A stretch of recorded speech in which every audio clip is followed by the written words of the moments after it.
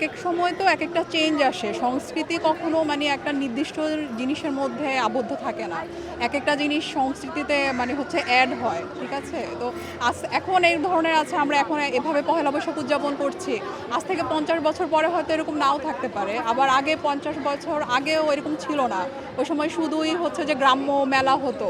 এখন আমরা যেভাবে চারুকলায় আসি বা মানে ঢাকা শহরে যেরকম, এরকম তো ছিল না। তো এটা চেঞ্জ হবে। মানে সব কথা শেষ কথা হচ্ছে যে মানুষ খুশি, মানুষ আনন্দ পাচ্ছে যে জিনিসটাতে, সেটাতে এত নেগেটিভিটি ছড়ানোর কিছু নাই। এটা তো একটা মানে রূপক যে এটা তো মানে থাকে না যে কোনো কিছুর চিহ্ন থাকে যে পায়রা শান্তির প্রতীক, তাই না? তো তার মানে তো আর কবুতর বা পায়রা সবখানে শান্তি নিয়ে যায় না। এটা একটা শুভ্র জিনিস, আমরা এটাকে একটা চিহ্ন হিসেবে ধরি। সেরকম মঙ্গল শোভাযাত্রা এটা একটা মানে সাংকেতিক ইয়ে হিসেবে দেখা হয়। মানে এটা নিয়ে মানে যে এটাই কি মঙ্গল নিয়ে আসবে কিনা বা শোভাযাত্রা কোনো মঙ্গল নিয়ে আসছে কিনা, মানে এগুলো